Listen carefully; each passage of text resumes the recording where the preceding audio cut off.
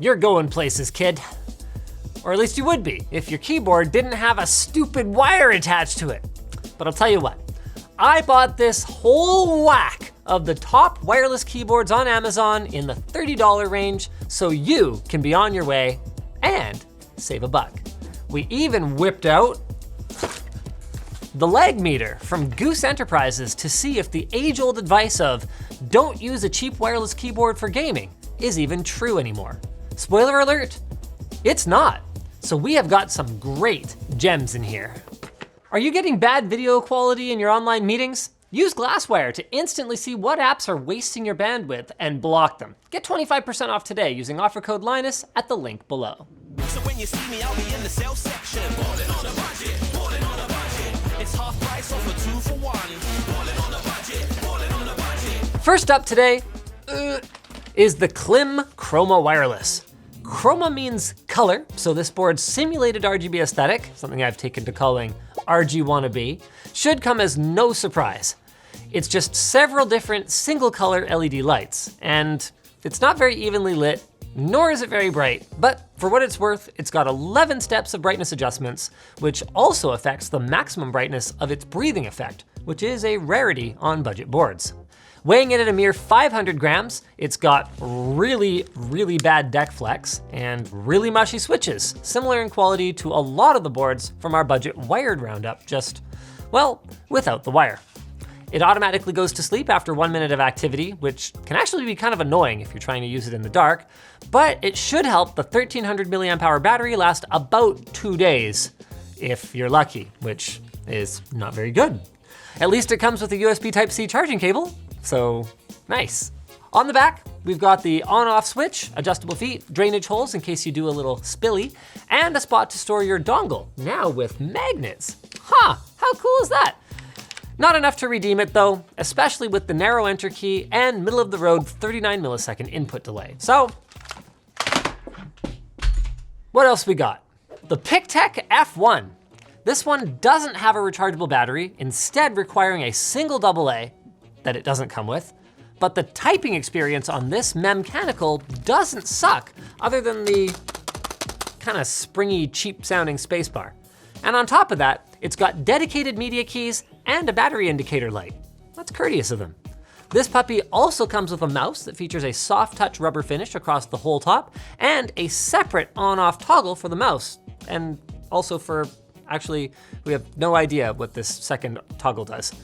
As far as input lag goes, this board ended up second to last with a 46 millisecond delay from pressing the button to our LagMeter detecting a signal.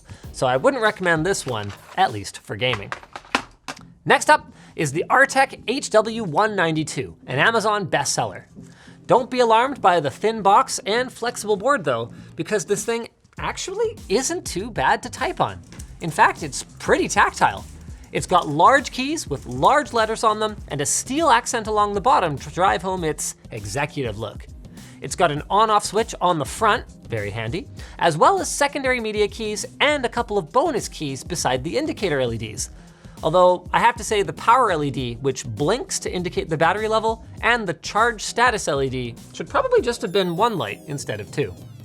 There's no adjustable legs, but it does get some tilt from the battery bump, which boasts a claimed 250 hours of use or up to 1,000 days of standby. It's not very gamery, and the middle of the road input delay reinforces that, but I can actually recommend this one for office use. Just don't leave them a 3-star review unless you want their team to email you like 9 times. Next up is the Drevo Caliber for, wait, $60. I think we ordered this keyboard for a different video, but what the hey. This compact mechanical keyboard uses Otemo blue switches that, well, definitely feel better than a membrane, but do have a bit of a metallic twang sound if you're not into that. It's got 8 lighting effects plus 2 profiles for programming your own. The spacebar acts as a battery meter, which is cool, and the caps lock indicator light is its own color. Very thoughtful. It does not have a 2.4 gigahertz dongle, but there are 3 Bluetooth profiles if you switch device frequently, and it goes to sleep after 30 seconds to keep you from bringing out the braided micro-B charging cable too often. Not a bad little board. Too bad some of the keys are mislabeled. And also our leg tester doesn't work with Bluetooth, so this guy remains a bit of an unknown. But hey, Maybe you want a keyboard and a mouse. Why not check out the LexonElec HK600 combo? Well, here's a few reasons.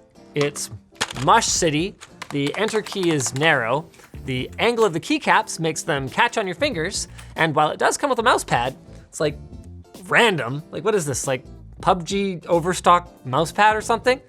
The mouse's scroll wheel is scratchy, and for some final insult to injury, it had the most input lag out of every keyboard we tested.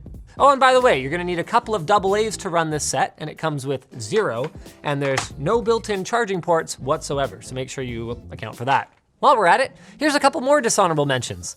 Do not buy the Soke-Six combo, because the legend is blurry, the indicator lights always look off, and the construction is generally bad. Then, follow up by also avoiding the Langtu LT600 combo. The mouse is a total write-off. What are these ergonomics? The spacebar sounds springy, and the 1-star rating on Amazon is 26%. A quarter of people who buy this rate it 1 star. That's about 2 to 3 times higher than usual, even in the extreme budget category. For a better deal, look to none other than the MK345 combo from Logitech. You'll notice immediately that the plastic is higher quality than anything we've seen so far. The keys actually have a tactile bump to them, even though they are not mechanical key switches. There's an integrated plastic wrist rest, and when Logitech claims 36 months of life from the included batteries, I tend to believe them. Now, the mouse is a little on the small side, but it has an ergonomic shape and an included compartment for the unified dongle, so it's okay, I guess. But the keyboard has one big quality downside: the legend. It's just stickers. Obviously, that's not gonna last very long. And that's also a problem on our next entrant, also from Logitech, the K350. Although, I can still recommend it if you don't mind a bit of a bigger board. It's got a slight contour for reducing pronation of the forearm, and a nice leatherette wrist rest. There's an assortment of giant media keys, a generous helping of drain holes, and these nifty 2-tiered legs that engage with a nice quality snap. Compared to the rest, it's great to type on, even if you have to adapt to its non-standard navigation cluster. And considering that this board is still sold on Logitech's own website for $60, it's a steal on Amazon for under $40. So unless you like LED lights more than long battery life, I'm gonna say the brand name products came out ahead on this roundup, because the Logi boards are easily the best value of the bunch.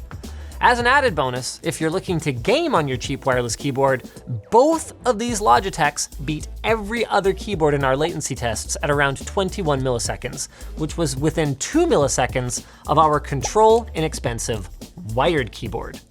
Dang. It's almost like Logitech knows what they're doing when it comes to peripherals or something, isn't it? Do you think making a website is hard? Have you been watching this channel for the last 6 years? Because with Squarespace, it doesn't have to be. If you use Squarespace, you'll have a website up and running in a matter of hours, maybe even faster than that. They've got award-winning templates that'll help make your website stand out instead of looking like it's from the 90s. And if you're interested in how your website's performing, they've got built-in tools to help you find out what you're doing right and what you're doing wrong.